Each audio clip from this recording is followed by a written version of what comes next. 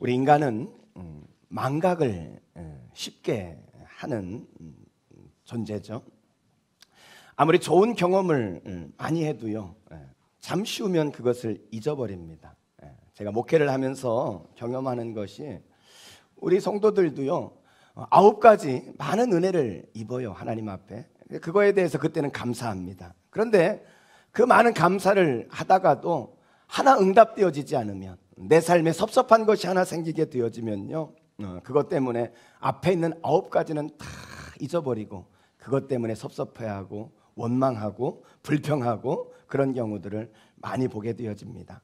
여러분, 우리가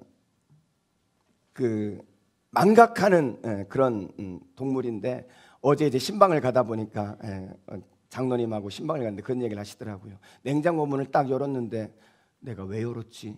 잊어버려가지고 다시 닫고 이렇게 오셔가지고 했다 그러더라고요.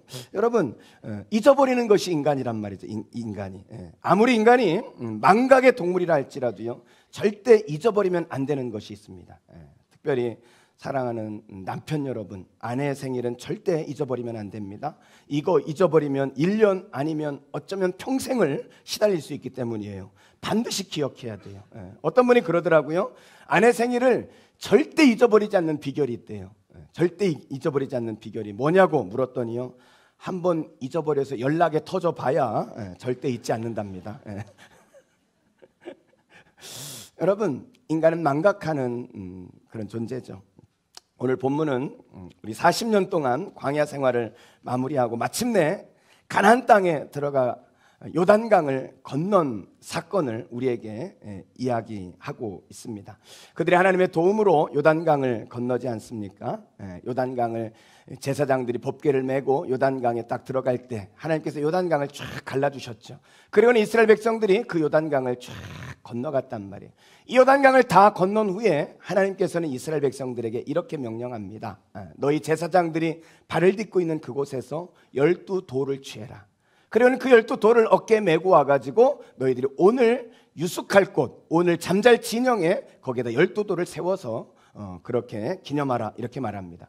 그리고 나서 오늘 본문 6절에 보면은 주님은 이렇게 말씀하세요. 하나님께서는 이것이 너희 중에 표징이 되리라.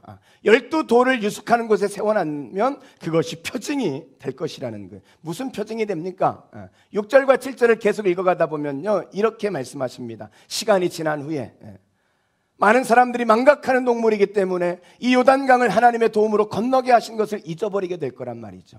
그럴 때 후손들이 이 돌을 보면서 이 돌이 의미가 무엇입니까? 이렇게 물어보면 그때에 하나님의 도움으로 이 요단강을 건넜노라고, 이 돌을 보면서 기억하고 이 돌을 보면서 그 하나님의 능력을 교육하고 가르치라고, 그런 표징으로 그런 기념비로 이것을 세우게 하셨다. 성경은 그렇게 말씀하고 있습니다. 하나님은 우리의 연약함을 아시거든요. 이 요단강에서 놀라운 그런 은혜를 맛보았지만, 그렇지만 금방 망각할 것을 안단 말이에요. 그래서 12돌을 취하게 하시고 그 돌을 볼 때마다 하나님의 은혜를, 하나님의 사랑을, 하나님의 능력을 기억하라고, 그것을 기념비로 세우라고 하신 것입니다. 사랑하는 성도 여러분, 2019년도 첫 예배를 우리가 드리고 있습니다. 여러분의 마음 가운데 어떤 마음으로 예배를 드리는지 모르겠어요. 기쁨과 설렘과 하나님이 약속하신 이 가나안 땅을 바라보면서 정복하고자 하는 이스라엘 백성들과 같은 그런 마음으로 올 한 해를 여러분 시작하고 있지 않습니까? 그렇다면 여러분, 우리가 그 약속의 땅을 정복하기 위해서는 오늘 이 본문 속에 주님이 주시는 표징, 그 기념비를 우리가 분명하게 간직해야 된다는 거예요. 이것을 간직할 때 우리는 이스라엘 백성들과 같이 마침내 가나안 땅을 정복할 수 있게 되어지는 것입니다. 오늘 새해 첫 예배를 시작하면서 이 가나안 땅을 정복하기 위해 2019년도를 하나님이 축복하는 한 해로 만들어가기 위해서 우리가 간직해야 할 표징, 기념비는 과연 무엇일까? 오늘은 그것을 함께 살펴보도록 하겠습니다. 자, 그렇다면 우리가 정복한 정복자로 살기 위해 반드시 기억해야 할 것은 무엇일까요? 약속의 땅을 정복하는 정복자로 살기 위해 반드시 기억해야 할 것, 첫째는 하나님의 기적을 기억해야 합니다. 우리 한번 따라하겠습니다. 하나님의 기적을 기억해야 합니다. 하나님의 기적을 기억하라는 거예요. 3절을 볼까요? 3절에 보니까 그들에게 명령하여 이르기를. 이스라엘 백성들이 다 건너갔습니다. 그리고 나서 말씀하시는 거예요. 요단 가운데 제사장들의 발이 굳게 선 그곳에서, 지금 제사장들이 여전히 그 요단강에 법궤를 메고 이렇게 서 있거든요. 굳게 선 그곳에서 12돌을 택하여 그것을 가져다가 오늘 밤 너희가 유숙할 그곳에 두게 하라 하시니, 12돌을 취해서 유숙할 곳에 두라 이렇게 말합니다. 자, 여러분, 12돌을 택하여 취하라 그랬는데 어디서 택하라 그랬어요? 어디서요? 제사장들이 서 있는 그 자리, 제사장들이 발이 있는 그곳에서 12돌을 취하라는 거예요. 뒤에도 나오겠지만요, 이 12돌을 유숙하는 곳에도 세웠지만요, 지금 요단강 거기에도 12돌을 세우는 것을 볼 수가 있습니다. 여러분, 12돌을 취하라는 의미가 뭐겠어요? 그것을 가지고 기념비로 만들라는 건 뭐겠어요? 하나님의 기적의 현장, 지금 제사장들이 법궤를 가지고 밟고 서 있는 그 기적의 현장을 기억하라는 거예요. 하나님이 이렇게 도와주셨다, 하나님의 그 기적의 현장을 기억하라, 이렇게 말씀하고 있는 것입니다. 여러분, 이스라엘 백성들이요, 사실 얼마나 많은 기적을 경험했습니까? 그렇죠? 애굽에서 나올 때요, 이미 10가지 재앙의 기적을 경험하고 애굽에서 나왔어요. 그렇다면 이 애굽을 갈 때 항상 감사하고 하나님의 은혜 앞에 정말 감격하면서 그렇게 걸어가야 될 것 같지 않아요? 그런데 나오자마자 그들이 만난 게 홍해란 말이에요. 홍해를 만나면 그들이 어떻게 했습니까? 야, 하나님이 도와주셔서 이 홍해도 능히 건너고 우리는 마침내 가나안 땅으로 갈 거야, 이렇게 걸어가야 되잖아요. 그런데 홍해를 만나자마자 그들이 한 게 뭐예요? 불평을 합니다. 애굽에서 차라리 죽게 만들지 왜 여기서 죽게 만드느냐, 불평을 하는 거예요. 하나님께서 그런 이스라엘 백성들에 대해서 참 마음이 어땠겠어요? 모세가 손을 들고 기도합니다. 동풍을 불어 홍해를 가르고 그들이 홍해를 건너게 하셨죠. 자, 무사히 그렇게 홍해를 건넜어요. 그러면 나머지 삶은 어때야 될 것 같아요? 그러면 좀 이것이 은혜를 기억하면서 그로 인해서 감사하면서 걸어가야 되지 않아요? 그런데 홍해를 건너고 딱 3일이 지나서 그들은 물이 없다고 원망합니다. 물이 없다는 거예요. 하나님이 물을 내주셨죠? 그랬더니 이번에는 먹을 게 없다고 원망합니다. 만나를 주셨어요? 그랬더니 고기가 없다고 또 원망해요. 메추라기를 보내주셨습니다. 그랬더니 이번에는 만나가 맛이 없다고 원망하는 거예요. 이야, 여러분, 이게요 3개월 동안 있는 사건이에요. 놀랍지 않아요? 제가 이스라엘 사람들에게는 병이 있다고 그랬잖아요. 병. 이스라엘 사람들에게 병이 하나 있어요. 이 광야를 지난 이 사람들에게 있는 병의 이름이 뭐냐면 선천성 싸가지 결핍증, 이 병이 있다고 그랬잖아요. 제가 선천성 싸가지 결핍증. 여러분, 이게 이스라엘 백성이란 말이에요. 하나님의 그런 놀라운 기적을 경험하고도 신뢰하지 못하고 불평하는 백성이거든요. 하나님은 그걸 아셨어요. 이 요단강을 건너도 그들은 조금 지나면 원망하고 불평할 거란 말이에요. 그러니까 이 요단강의 기적을 잊지 않도록, 하나님의 그 기적 도우심의 손길을 잊지 않도록 12돌을 취해서, 그리고 그것을 쌓고 그것을 기념비로 만들어 그것을 기억하라는 거예요. 여러분, 기억하라는 거예요. 저는요, 우리가 2019년도 한 해를 하나님 앞에 축복의 땅, 약속의 땅, 그런 정복자로 살아가기 위해서는요, 우리가 반드시 취해야 할 기념비, 표징이 뭐냐? 하나님의 기적을 경험할 수 있기를 주의 이름으로 축복합니다. 하나님의 도우시는 손길이 있다는 것을 잊어버리면 안 된다는 거예요. 특별히 우리가 기억해야 될 게 뭐냐? 저는요, 하나님이 우리에게 베풀어 주신 가장 큰 기적이 뭐겠어요? 우리를 구원하신 그 사랑, 하나님의 그 첫사랑을 우리가 기억해야 됩니다. 여러분, 요한계시록에 보면은 예수님이 7교회에 편지를 보냅니다. 그 가운데 에베소 교회라는 교회가 있거든요. 여러분, 이 에베소 교회는요 진짜 대단한 교회예요. 왜 대단한 교회냐면 이 교회 개척을 누가 했냐면 바울 사도가 했습니다. 바울 사도가 3차 전도여행을 하면서 많은 교회를 개척했는데요, 바울이 제일 오래 목회한 곳이 에베소 교회예요.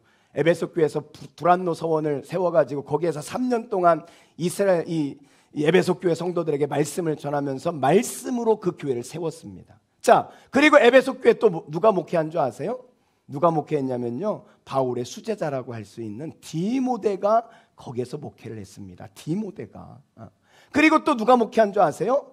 이 에베소 교회에 예수님의 사랑받는 제자 사도 요한이요 거기에서 목회를 했습니다. 여러분, 이런 걸출한 영적인 지도자가 목회를 한 곳이 에베소 교회예요. 자, 그 교회를 향해서요, 예수님이 요한계시록 2장에 보니까 칭찬하는 게 있어요. 뭘 칭찬하냐면 너희가 진리 위에 굳건히 서 있다.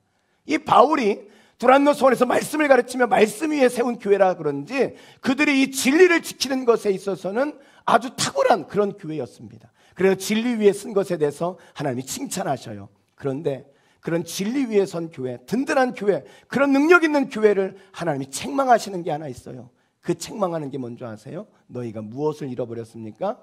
첫사랑을 잊어버렸다는 거예요. 하나님을 향한 그 사랑을 잊어버렸어요. 그래서 너희가 어디서부터 그 사랑이 떨어졌는지 그것을 생각해봐라. 주님이 그렇게 말씀하고 있죠. 하나님의 사랑을 잊어버리고 있다는 거예요. 하나님의 사랑이 그들의 가슴 가운데 식어지고 있는 것을 하나님이 책망하고 있다는 거예요. 여러분, 우리가 2019년 하나님의 축복의 땅으로 들어가기 위해서 위대한 정복자의 삶을 살려면요, 여러분 안에 하나님의 그 사랑이 날마다 꿈틀꿈틀거리기를 주의 이름으로 축복합니다. 여러분, 하나님을 사랑하고 계세요? 하나님과 사랑의 관계 속에 있습니까? 제가 한번 예를 들어서 한번 설명해 볼게요. 여러분이 진짜 하나님의 사랑의 관계 속에 있는지. 자, 사람이 사랑을 하게 되어지면요, 세 가지 특징이 있대요. 사랑을 하면 특징이 있대요. 여러분, 지금 남편과의 관계를 생각하지 말고 연애할 때를 생각해 보세요. 알았죠? 연애할 때 사랑하면 세 가지 특징이 있는데, 하나는 뭐냐면, 하나는 사랑하면 호기심이 생긴대요. 그래서 사랑하는 사람을 알고 싶은 거예요. 아, 이 사람이 좋아하는 음식은 뭐고, 아, 이 사람이 싫어하는 건 뭐지? 아, 이 싫어하는 거는 안 하려고 하는 거죠. 관심이 있어요. 뭐 좀 알고 싶은 거예요. 그래서 늘 호기심이 아직도 있어요. 관심이 아직도 있다면요, 그것은 사랑의 관계 속에 있는 거예요. 그러니까 관심이 없으면 뭐예요? 아내를 볼 때 옆집 닭 보듯 보고 있으면 뭐 하는 거예요? 사랑이 식어졌다는 거예요. 옆집 닭 보듯 보는 남자들은 회개하시기를 주의 이름으로 축복합니다. 두 번째로 어떤 특징이 있냐면, 이 마음에 사랑하는 사람으로 가득 차 있다는 거예요. 사랑하는 사람으로 가득 차 있습니다. 자나 깨나. 그래서 이런 노래가 있죠. 앉으나 서나 당신 생각. 항상 사랑하는 사람이 가슴에 있어요. 좋은 것을 보면 아, 그 사람하고 같이 봤으면 좋겠다. 맛있는 것을 먹으면 아유, 그 사람하고 같이 먹으면 얼마나 좋을까. 뭘 해도 그 사람이 생각나고 그 사람과 함께하고 싶고 항상 가슴에 그 사람이 담겨 있어요. 그러면 그 사람을 사랑하는 것입니다. 세 번째 특징은 뭐냐면, 무엇이든지 더 주고 싶은 거예요. 죽어도 아깝지 않는 거예요. 아무리 많은 시간을 투자를 해도요, 그것이 낭비로 여겨지지 않아요. 오히려 값지게 느껴지고요, 그를 위해서 함께했던 것이 행복하게 느껴지는 것입니다. 아무리 귀한 것을 줘도요, 아깝지 않고 더 주고 싶어서 안달이 나는 거예요. 그런 사람이 있으면 여러분, 그 사람을 여러분은 사랑하고 있는 것입니다. 여러분, 사랑이 크면 클수록요, 더 많이 주고 싶은 거예요. 이게 사랑이라는 거예요. 여러분, 이것을 여러분과 하나님의 관계 속에서 한번 접목해 보세요. 여러분이 하나님에 대해서 알고 싶으세요? 하나님에 대해서 관심이 있어요. 하나님 기뻐하시는 게 뭘까? 하나님이 싫어하시는 건 뭐지? 그래서 하나님 기뻐하는 걸 알고 그것을 행하고 싶고, 하나님이 싫어하는 것이 뭔가 궁금해서 그것을 알고 그래서 그것을 안 하려고 하고, 그래서 성경을 배우고 성경을 읽으려고 하고 자꾸만 하나님을 더 알아가려고 하는 그런 마음이 있으세요? 그러면 여러분은요, 지금 하나님과 사랑의 관계 속에 있는 거예요. 또 하나는 뭐예요? 하나님이 여러분의 가슴 가운데 있습니까? 그래서 나가도 앉으나 서나 당신 생각이 아니라 앉으나 서나 하나님 생각이 나세요? 나가도 하나님 생각, 입을 열면 하나님 이야기를 하고요, 좋은 일이 있으면 하나님께 감사가 되어지고, 어려운 일이 있으면 하나님 앞에 기도하고 도움을 청하게 되어지고요, 하나님과 매일 동행하면서 하나님을 생각하고 하나님이 기억나고 하나님이 말이 되어지고 하나님을 자랑하고 싶고 하나님만 생각하게 되어져요. 그거는 진짜 하나님을 사랑하고 있는 거예요. 그런데 하루를 살아도 이 하나님에 대한 생각이 별로 없어요. 여러분은 하나님과 사랑의 관계가 식어진 거라는 거예요. 세 번째, 사랑하는 사람 무엇을 드려도 아깝지 않다 그랬잖아요. 하나님 앞에 어려운 헌신, 하나님이 요구하시는 그 헌신이요, 두렵지 않은 거예요. 고생으로 여겨지지 않는 것입니다. 그래서 아프리카 끝까지도 가는 거예요. 순종하고 선교지로 가는 거예요. 아골골짝 빈들에도 복음 들고 가오리다, 이 찬양을 부르는 것이요, 부담이 되어지고 부르는 것이 자신이 없으면요, 지금요 우리는요 하나님과 사랑의 관계가 식어진 거예요. 그런데 아골골짝 빈들에도 찬양을 부르면서 막 용기가 나고 힘이 나고, 야 나는 그렇게 살아야지 하고 있다면요, 여러분은 지금 하나님과 사랑의 관계에 있는 거예요. 더 드리지 못해서 안타깝고 더 많이 드리고 싶고 더 많이 헌신하고 싶은 마음이 있는 것, 그것이 사랑의 관계 속에 있다는 거예요. 여러분 어떻습니까? 여러분은 지금 하나님과 그런 사랑의 관계 속에 있으세요? 아니면 그 사랑의 관계가 식어지고 있습니까? 여러분, 우리가 2019년도 한 해를요 하나님과 함께 도전하며, 그리고 마침내 약속의 땅, 가나안 땅, 축복의 땅에 들어가기 위해서 우리에게 반드시 필요한 것, 하나님과 사랑의 관계 속에 있어야 된다는 거예요. 그것을 회복해야 된다는 거예요. 그것만 있으면 우리는 얼마든지 일어날 수 있거든요. 여러분, 시편 86편은 다윗이 기록한 시예요. 이 시는 다윗이 아들 압살롬이 반역을 하잖아요. 그래가지고 쫓겨갑니다. 그래서 광야를 쫓겨서 지내면서 지은 시가 바로 시편 86편이거든요. 여러분, 그때 다윗의 마음이 어땠어요? 다윗의 상황이 어땠습니까? 아들이 반란을 일으켰어요. 그래가지고 쫓겨갑니다. 근데 압살롬의 그런 계략에 의해서 백성들도 마음이 돌아서 가지고 다 이 압살롬에게 마음이 가버렸어요. 충성을 맹세했던 신하들도요 다윗을 배신하고 압살롬에게 가버리는 거예요. 이렇게 비참한 가운데 쫓겨가고 있는데 저 앞에 시므온이라는 사람이 나오더니 그 사람이 이 다윗을 향해서 막 침을 뱉습니다. 그러면서 그를 저주하고 있는 거예요. 여러분이 다윗의 심정이 어떻겠냐고요? 하나님의 사랑하는 자, 이스라엘의 위대한 왕인 이 다윗이 지금 그런 상황에 처해 있단 말이에요. 이때 다윗의 심정을 사무엘하 15장 30절에 보면 다윗은 이렇게 심정을 이야기합니다. 다윗이 감람산 길로 올라갈 때에, 이 광야로 지금 피신해 가고 있을 그때에 그의 머리를 그가 가렸다는 거예요. 그의 머리를 가리고 맨발로 울며 갔다는 거예요. 신발도 신지 못하고 울면서 그렇게 지금 피난길에 떠나고 있는 이 다윗의 심정, 다윗의 마음을 한번 여러분 생각해 보세요. 그런 상황에서 지은 시가 시편 86편이라는 거예요. 자, 이 시편 86편을 이렇게 다윗이 기도하면서 하나님 앞에 부르는 찬양인데, 이 시편 86편의 가장 클라이막스가 뭔지 아세요? 그것이 17절이에요. 17절. 이 17절에 보니까 다윗이 이렇게 기도합니다. 하나님, 은총의 표적을 내게 보이소서. 하나님 은총의 표적을 내게 보이소서. 이게 무슨 말이에요? 이게 무슨 말이냐면 다윗이 지금 하나님 앞에 기도한단 말이에요. 하나님, 내 잘못으로 인해서 이렇게 된 것 저 알아요. 백성들이 나를 돌아선 것 괜찮습니다. 충성을 맹세했던 신하들이 나를 배신한 것, 그래요, 그것도 괜찮아요. 내 모든 권력을 잃어버려도 괜찮아요. 모든 사람이 다 나를 떠나도 하나님 괜찮습니다. 그러나 하나님, 이것만은 안 돼요. 하나님, 하나님께서 나를 사랑하신다는, 하나님이 나와 함께 하신다는, 하나님이 나와 동행하신다는 이 은총의 표징을 내게 주십시오. 하나님이 나를 사랑하고 계시다는 것을 내가 확신을 갖고 내가 흔들리지 않도록 나를 사랑하시는 그 사랑의 은총의 표적을 내게 하나님 주십시오. 다윗이 그렇게 고백하는 거예요. 왜요?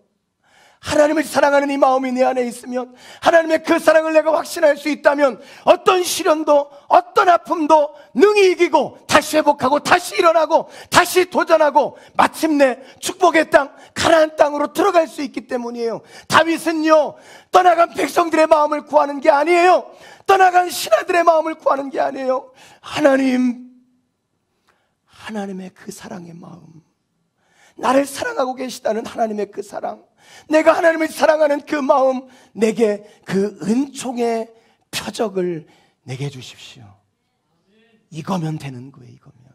이거면 이길 수 있으니까, 이거면 정복할 수 있으니까, 이거면 다시 일어날 수 있으니까. 사랑하는 성도 여러분, 2019년도를 여러분이 주님과 함께 위대한 역사를 이루는 한 해를 살길 원하십니까? 오늘 다윗과 같이 하나님의 은혜를 구하는, 하나님의 그 은혜를 구하는, 하나님의 그 사랑을 구하는, 하나님의 기적을 기억할 수 있는 그런 모두가 되시기를 주의 이름으로 축복합니다. 두 번째로 2019년 약속의 땅을 정복하는 그런 삶을 살기 위해 반드시 기억해야 할 것. 두 번째, 여러분의 길가를 기억해야 됩니다. 우리 한번 같이 한번 따라하겠습니다. 여러분의 길가를 기억해야 합니다.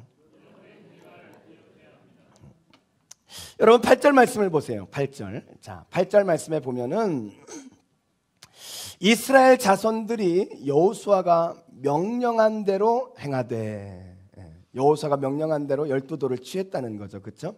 여호와께서 여호수아에게 이르신 대로 이스라엘 자손의 지파수를 따라 요단 가운데에서 12돌을 택하여 자기들이 유숙할 곳으로 가져다가 거기 두었도다. 그러니까 12돌을 취해가지고 어디로 갔어요? 자기들이 유숙할 곳, 그곳에 12돌을 쌓았습니다. 기념비를, 표징을 세웠다는 거예요. 자, 그리고 9절을 보세요. 9절. 여호수아가 또 요단 가운데 곧 언약궤를 맨 제사장들이 발이 선 곳에 돌 12를 세웠더니 오늘까지 거기에 있더라. 자, 여러분, 지금 12돌을 취해서 이 기념비를 몇 곳에 세웠습니까? 몇 곳에 세웠어요? 참 이럴 때마다 당황스러워요. 내가 너무 어려운 걸 물었나? 다 설명하고 묻는데도 하나는 유숙한 곳에 세우고 하나는 제사장들이 법궤를 들고 서 있는 그곳에 세웠잖아요. 두 곳에 세웠다는 거예요. 그래서 제사장들이 서 있는 그곳에 12를 세운 의미가 뭐라고요? 기적의 현장을 기억하라는 거예요. 그리고 유숙한 곳에 세웠다는 의미가 뭘까? 유숙한 곳에. 여러분, 12돌을 세워놓은 이 유숙한 곳이 어디인지 아세요? 저들이 요단강을 건너서 첫 번째로 유숙한 곳 20절을 보면은요, 그곳이 어디라 그랬냐면 길갈이라 그랬어요. 길갈. 여러분, 이 길갈에 이 12돌을 세우고 기념비를 세운 거예요. 자, 이스라엘 백성들이 이제 계속해서 이제 가나안 땅을 정복해 갑니다. 자, 정복해 가는 것이 뭐 수월하게 다 그냥 여리고 선 것처럼 그냥 한 바퀴 쫙 들면 다 꽉 무너져 가지고 딱 정복하면 얼마나 좋겠습니까? 그런데 그렇지만 않다니까요. 아이성 전투와 같이 그 작은 아이성을 정복하지 못해서 실패하고 패배를 경험하는 때가 온단 말이에요. 여러분, 이게 인생이란 말이에요. 이 아이성에 실패한단 말이에요. 여러 가지 정복하는 과정 속에서 실패하고 때로는 불신앙 때문에 좌절하고 낙심할 때가 있단 말이에요. 그때마다 무엇을 기억하라는 거? 어디를 기억하라는 거예요? 길갈을 기억하라는 거예요. 길갈. 그 길갈에 하나님의 도우심의 돌이 있단 말이에요. 그 길갈을 생각하는 거예요. 길갈을. 그곳을 다시 한번 기억하고 그 길갈의 의미를 통해서 다시 한번 용기를 얻고 다시 힘을 얻고 다시 믿음을 얻어서 다시 정복전쟁을 해가는 거예요. 이 길갈을 기억하는 거예요. 길갈을. 여러분, 재밌는 것이 제가 이 말씀을 연구하다가 그러니까 이 길갈의 원어적인 뜻이 뭘까 찾아보니까요, 뜻이 뭐냐면 굴려버린다, 그런 뜻이에요. 뜻이 길갈이란 뜻이 굴려버린다. 제 문득 이 굴려버린다 하는데 저게 이렇게 딱 매칭이 되는 거예요. 이스라엘 백성들이 정복해 가다가 아이성 전투에서 실패했습니다. 낙심했겠죠. 그럼 어디를 기억해야 돼요? 길갈을 기억하는 거예요. 그러면은 길갈은 무슨 뜻이라고요? 굴려버리는 거예요. 낙심을 굴려버려서 사라지게 만드는 거예요. 좌절하고 불신앙이 생겼어요? 다시 길갈로 가서 그것을 다 굴려버리라는 거예요. 내 안에 있는 부정적인 것, 더러운 것, 모든 것들, 약속의 땅을 정복자로 살아가는데 방해가 되어지고 우리를 실패로 이끌려고 하는 모든 것들이 있을 때마다 길갈에 가서 그것을 다 굴려버려라. 그리고 그 길갈에서 다시 용기를 얻고 다시 믿음을 얻고 다시 하나님의 도우심을 얻어서 다시 정복전쟁을 행해 가라는 거예요. 사랑하는 성도 여러분, 이것이 바로 길갈의 의미예요. 우리가 하나님의 사랑, 그 감격하며 하나님을 믿음으로 도전해 가지만요, 때로는 실패하고 넘어질 때가 있습니다. 그럴 때마다 어디로 가야 된다고요? 길갈로 가야 돼요. 길갈로. 그런데 여러분은 가실 길갈이 있습니까? 여러분에게 가실 길갈이 있냐고요. 위기 가운데 있을 때 찾아가 해답을 얻을 수 있는 것, 마음의 상처를 받고 찢어지는 아픔이 있을 때 위로와 치료를 받고 다시 회복되어질 수 있는 곳, 그곳에 가면 다시 일어나 다시 도전할 수 있는 믿음이 생겨나는 곳, 그 길갈이 여러분에게 있으세요? 그 길갈이. 전 여러분들이 그 길가를 소유하시기를 주의 이름으로 축복합니다. 저는 그곳이요, 어떤 사람에게는 예배의 자리가 될 수 있다고 믿습니다. 하나님을 예배하면서 우리는 다시 일어날 용기를 얻죠. 우리를 도우시는 하나님의 능력을 확신하면서 그 능력과 함께 다시 일어납니다. 그 예배 자리를 통하여 우리는 다시 일어나 믿음으로 전진할 수 있게 되어진다면 그 예배의 자리는 여러분의 길갈이 되어질 수 있는 거예요. 저는 어떤 이에게는 그것이 기도의 자리일 수 있다고 저는 믿습니다. 여러분, 한나가 정말 그 어려움 가운데 하나님 앞에 나와서 통곡하며 기도했던 성전이 한나에게는 길갈이잖아요. 엘리야가 비를 달라고 저 산꼭대기에 올라가서 기도했던 그 산꼭대기가 엘리야에게는 길갈이 되는 거예요. 여러분, 모세가 십계명을 받기 위해서 올라갔던 그 시내산, 그곳이 바로 길갈이란 말이에요. 예수님이 습관처럼 기도하러 가셨던 감람산, 겟세마네 동산, 그곳이 예수님의 길갈이란 말이에요. 여러분의 길갈은 도대체 어디입니까? 여러분이 낙심하고 불신앙 가운데 좌절하고 쓰러지고 넘어졌을 때 다시 일으켜 세울 수 있는 여러분의 길갈은 어디예요? 여러분, 기도하는 그 자리, 예배하는 그 자리, 하나님을 다시 만나는 그 자리, 그 길갈을 가지시기를 주의 이름으로 축복합니다. 그곳으로 가면 다시 일어나는 거예요. 그곳으로 가면 우리는 다시 정복자로 승리해 갈 수 있는 거예요. 여러분, 그 길갈이 여러분 새벽 예배가 될 수도 있고요, 그 길갈이 저녁 예배가 될 수도 있어요. 그 길갈이 금요 기도회가 될 수도 있고요, 그 길갈이 여러분의 가정에 하나님을 위하여 예비해둔 그 자리, 기도하며 말씀을 보는 그 자리가 길갈이 될 수 있어요. 어떤 형태로든 여러분의 길갈을 가지셔야 됩니다. 그 길갈에서 다시 힘을 얻고 다시 용기를 얻고 그곳에서 하나님의 도움을 받아 우리는 2019년도 날마다 쓰러져도 다시 일어나며 약속의 땅으로 가는 거예요. 오늘 이 길갈에 대한 예화로 그 간증을 좀 하나 하려고 합니다. 저희 가정은 예수 믿는 사람이 하나도 없었어요. 그런데 저희 큰형님이 처음 예수를 믿었습니다. 저희 큰형님이 예수를 믿고 나서 그리고는 가족들을 다 전도를 했습니다. 저희 형님이 어려서부터 좀 믿음이 참 좋았어요. 제가 언젠가 한번 간증을 했는데 저는요, 어렸을 때요, 우상을 섬기는 앞잡이였습니다, 제가.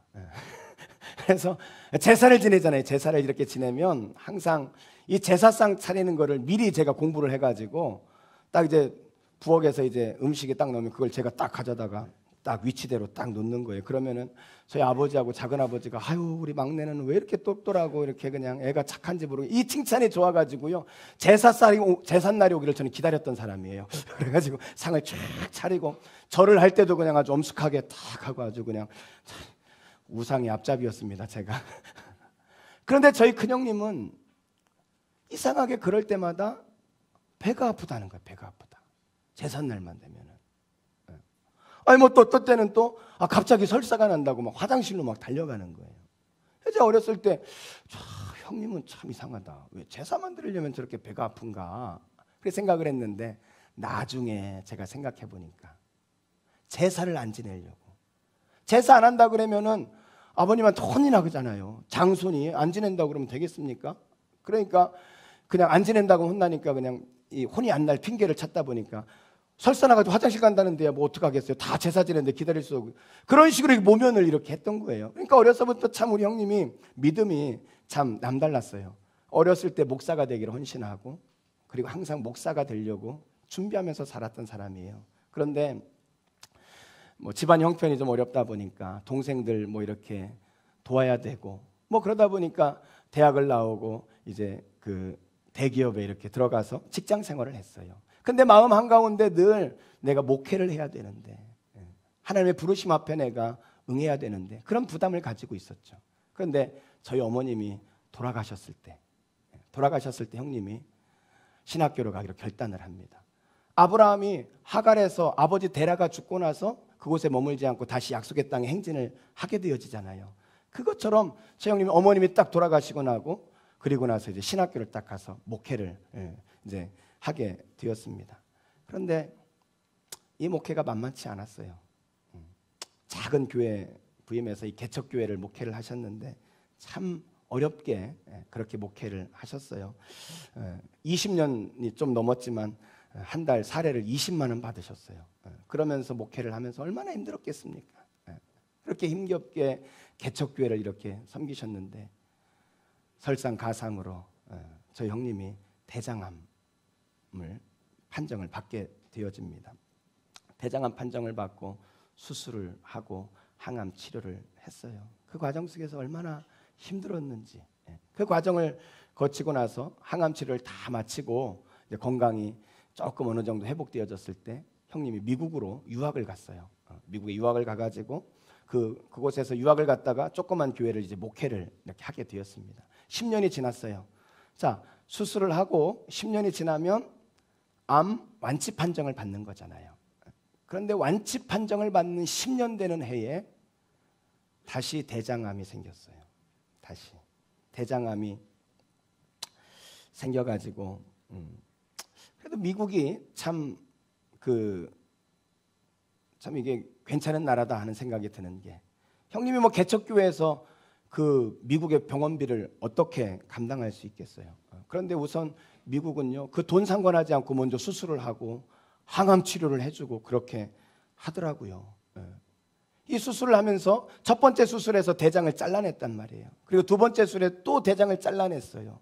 그러니까 항문으로 연결되어지는 관이 이게 부족해가지고 이 항문으로 변을 내보낼 수가 없는 거예요. 그래서 중간에 관을 삽입해야 되는데 그게 금방 항문으로 삽입할 수가 없어가지고 배에 구멍을 뚫어서 그 관을 밖으로 빼가지고 이 대변을 받는 주머니를 가지고 퇴원을 하고 그리고 항암 치료를 받으셨어요.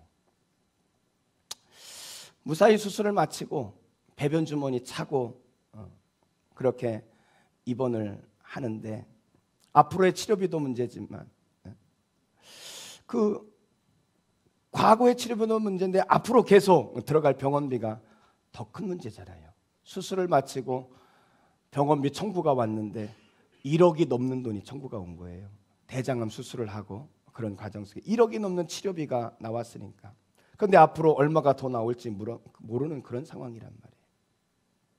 그런 상황에서 미국에 있는 형수님이 전화가 왔어요. 도련님 이런 상황인데 기도해 주세요. 기도해 주세요. 그래서 제가 그때 우리 중보기도팀에 기도 요청을 하고 정말 우리 중보기도팀에서 진짜 열심히 기도해 주셨어요. 정말 고맙습니다. 여러분 그런 상황이었어요. 저 형님이. 이 배변 주머니가 이렇게 있으니까 잠을 자다가요. 이렇게 한번 돌아서다가 그게 배에 깔리면은 그게 터져버리는 거예요. 그러면 그냥 침대가 다 죄송하지만 똥으로 다 뒤범벅이 되어지는 그런 상황이었단 말이에요. 여러분 그런 상황이면 원망할 만하지 않습니까? 한 번도 아니고 어떻게 두 번이나 그것도 완치가 된다는 10년 차에 어떻게 또 그렇게 암을 줄 수 있단 말이에요. 감당할 수 없는 그 형편, 자신의 그 형편을 생각하면서 비관하고 절망할 수 있지 않겠습니까? 하나님의 부르심에 따라 내가 목회를 하겠다고 그렇게 목회의 길을 가고 있는데 왜 하나님은 나에게 이런 일을 허락하시는가? 하나님을 향한 원망이 있지 않겠어요? 그런데요, 저 형님이 그럴 때 전화를 할 때마다 그런 저를 향해서 형님은 항상 걱정하지 마, 잘 될 거야, 잘 될 거야 하면서 오히려 저를 위로하시는 거예요. 잠을 제대로 잘 수 없고 그런 상황 속에서 이제 형님이 퇴원을 했습니다. 퇴원을 했는데 퇴원하고 돌아오는 주일날 그날부터 형님이 주일 예배를 인도하셨어요. 그리고 수요 예배, 금요 예배를 다 인도하는 거예요. 지켜보는 제가 좀 그 몸을 가지고 좀 쉬었으면 좋겠는데 형님이 모든 예배를 인도해요. 그뿐만이 아니에요. 매일 새벽마다 새벽 예배를 인도하고 그리고 그 새벽에 하나님 앞에 기도하시는 거예요. 날마다. 저 형님에게는 그 새벽 그 자리가 바로 길갈이었습니다. 거기서 하나님의 은혜를 다시 한번 체험하고 그곳에서 다시 한번 하나님의 능력을 얻고 그러면서 그 새벽을 그 길갈에서 하나님의 은혜를 체험하고 그러면서 다시 일어나고 다시 도전했어요. 여러분 어떤 결과가 일어났을까요? 어떤 결과가 일어났겠어요? 도무지 병원비를 감당할 수 없으니까 저 형님이 병원에 사정을 이야기를 했어요. 형편을 이야기했습니다. 그랬더니요, 병원에서 이 미국의 나라에서 이런 환자들을 위해서 받아놓은 기부금이 있다는 거예요. 그래서 그것을 병원에서 신청하겠다는 거예요. 그곳에서 신청이 돼가지고 오케이가 되면 병원비를 그곳에서 다 해준다는 거예요. 신청하겠대요, 병원이 자기들이. 얼마나 기도했겠습니까, 그때. 정말 열심히 기도했죠. 하나님 그 신청이 통과하게 달라고 막. 그 길갈에서 그 새벽마다 기도한 거예요. 그 기도하고 어떤 결과가 났겠습니까? 안 됐으면 제가 간증을 안 하겠죠. 안 됐으면은. 결국 그 기금이 신청됐습니다. 그래서 병원에서 모든 병원비를 탕감해 줬어요. 그리고 그 모든 치료가 다 끝났습니다. 지금은 항암 치료까지 다 끝났어요.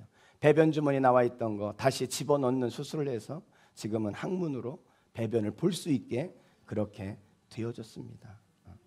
여러분, 이게 하나님의 능력이라니까요. 역전하시는 하나님. 그런데 더 감사한 게 뭔지 아세요? 더 감사한 게, 제 형님이 이제 암 선고를 받기 전에 영주권을 신청해 놨어요. 그런데 여러분, 이 트럼프가 대통령이 되고 나서 이 영주권 받기가 너무 힘든 거예요. 지지부진되고 계속 그렇게 끌고 그러더니요, 항암 치료를 마칠 때, 수술을 하고 6개월 지났을 때 영주권이 나왔다니까요. 영주권을 하나님이 우리 형님 암 수술하고 축하한다고 선물로 영주권을 하나님이 주셨어요. 여러분, 이게 우리 하나님이에요. 우리 하나님을 과소평가하지 마십시오. 하나님은 지금도 역사하는 하나님이십니다. 우리가 우리의 삶의 길갈에 가서 하나님 앞에 무릎 꿇을 수만 있다면, 그 길갈에서 십자가의 그 사랑, 그 은혜를 우리가 다시 한번 받을 수만 있다면, 사랑하는 성도 여러분, 2019년도를 기대하시기 바랍니다. 우리가 그 주님과 함께 축복의 땅, 약속의 땅, 하나님의 은혜의 땅으로 들어갈 줄로 믿습니다. 기도하겠습니다.